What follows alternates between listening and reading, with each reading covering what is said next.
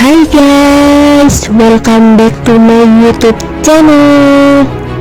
Pada video kali ini, aku akan bercerita tentang struktur pemerintahan dan pembagian wilayah pada zaman Kerajaan Majapahit.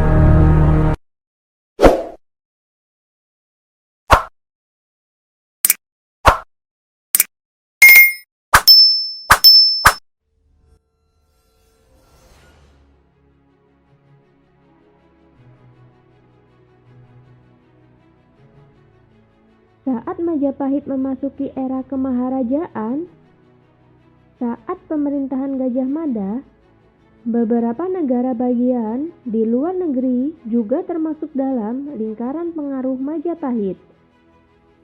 Sebagai hasilnya, konsep teritorial yang lebih besar terbentuk, di antaranya negara agung atau negara utama, disebut juga inti kerajaan. Area awal Majapahit atau Majapahit Lama selama masa pembentukannya selama memasuki era kemaharajaan, yang termasuk area ini adalah ibu kota kerajaan dan wilayah sekitarnya, di mana raja secara efektif menjalankan pemerintahannya. Area ini meliputi setengah bagian timur Jawa, dengan semua provinsinya yang dikelola oleh para Bre atau bangsawan yang merupakan kerabat dekat raja. Mancanegara, area yang melingkupi negara agung. Area ini secara langsung dipengaruhi oleh kebudayaan Jawa dan wajib membayar upeti tahunan. Akan tetapi, area-area tersebut biasanya memiliki penguasa atau raja pribumi yang kemungkinan membentuk persekutuan atau menikah dengan keluarga kerajaan Majapahit. Kerajaan Majapahit menempatkan birokrat dan pegawainya di tempat-tempat ini dan mengatur kegiatan perdagangan luar negeri dan mengumpulkan pajak. Namun, mereka menikmati otonomi internal yang cukup besar. Wilayah mancanegara termasuk di dalamnya seluruh daerah Pulau Jawa lainnya, Madura, Bali, dan juga Dharmasraya, Pageruyung, Lampung, dan Palembang di Sumatera.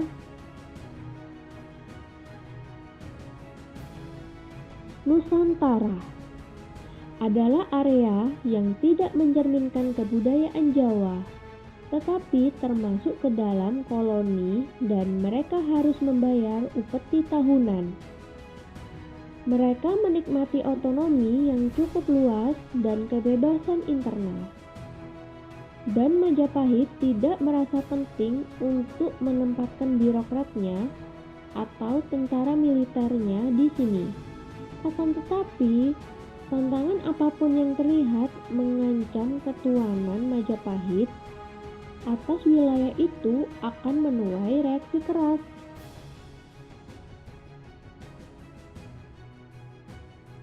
Termasuk dalam area ini adalah kerajaan kecil dan koloni di Maluku, Kepulauan Nusa Tenggara, Sulawesi, Kalimantan, dan Semenanjung Malaya. Ketiga kategori tersebut masuk ke dalam lingkaran pengaruh kerajaan Majapahit. Akan tetapi, Majapahit juga mengenal lingkup keempat yang didefinisikan sebagai hubungan diplomatik luar negeri.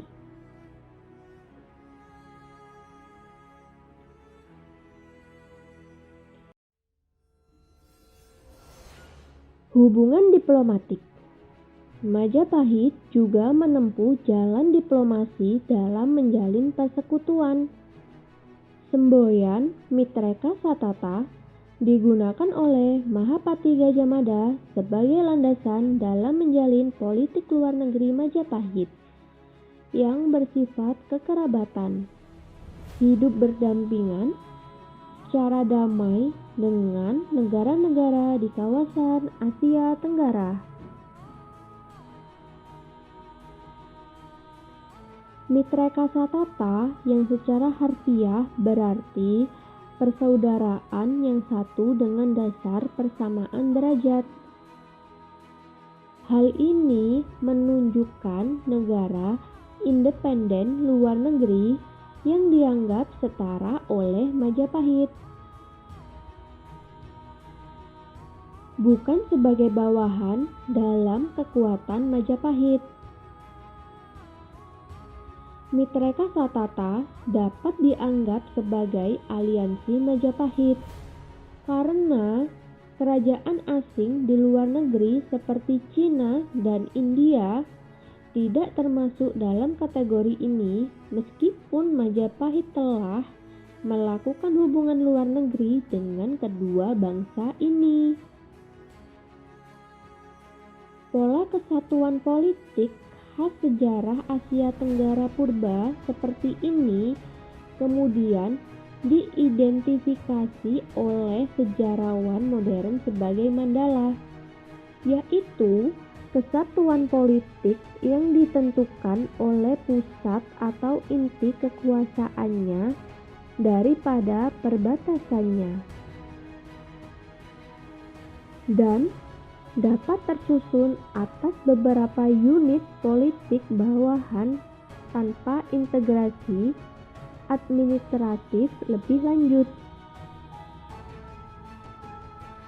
Daerah-daerah bawahan yang termasuk dalam lingkup Mandala Majapahit yaitu wilayah mancanegara dan Nusantara. Umumnya memiliki pemimpin asli penguasa daerah tersebut yang menikmati kebebasan internal cukup luas. Wilayah-wilayah bawahan ini sedikit banyak dipengaruhi Majapahit dan tetap menjalankan sistem pemerintahannya sendiri tanpa terintegrasi lebih lanjut oleh kekuasaan pusat di ibu kota Majapahit. Pola kekuasaan Mandala ini ditemukan dalam kerajaan-kerajaan sebelumnya, seperti Sriwijaya dan Angkor, serta Mandala-Mandala tetangga Majapahit yang sezaman yaitu Ayutthaya dan Champa.